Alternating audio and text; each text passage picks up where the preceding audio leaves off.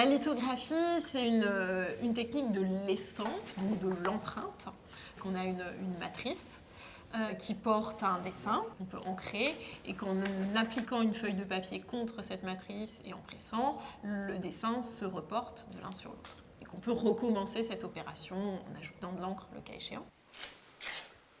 Le principe de la lithographie, c'est d'utiliser non pas un support relativement tendre comme le bois ou des plaques de métaux qu'on grave directement à la main, mais d'utiliser une pierre, l'origine d'une pierre calcaire, puis de plus en plus des pierres artificielles pour avoir des grands formats. C'est un principe chimique qui repose sur la répulsion de l'eau et de l'encre grasse.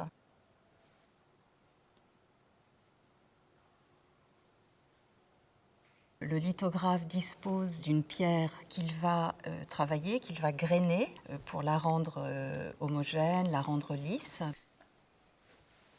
Sur cette pierre, il va dessiner avec une encre grasse, avec cette contrainte que forcément c'est à l'envers.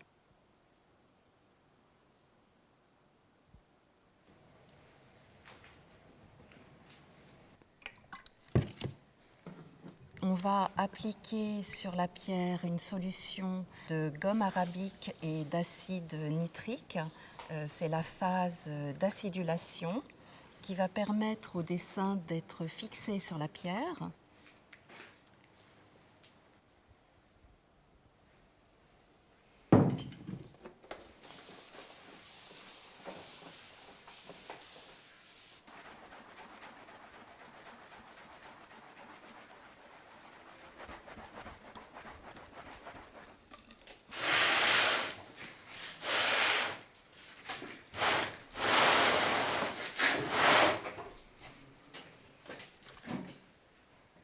Et après plusieurs heures, cette solution va être retirée avec de l'essence de térébenthine.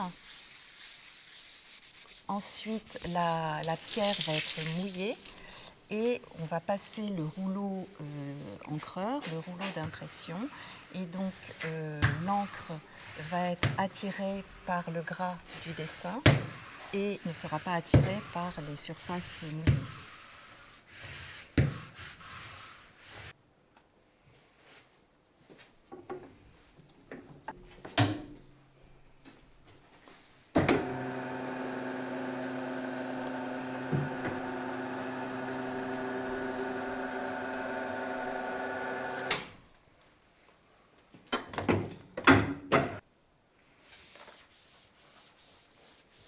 Ce principe-là, il est inventé pour, je dirais, le noir et blanc à la fin du XVIIIe siècle. Et un peu plus tard, au premier tiers du XIXe siècle, on commence à avoir l'idée de la couleur. Puisque à partir du moment où l'industrie chimique met à disposition des encres colorées qui peuvent fonctionner avec ce système, on va vouloir faire ce qu'on appelle la décomposition par couleur d'un dessin.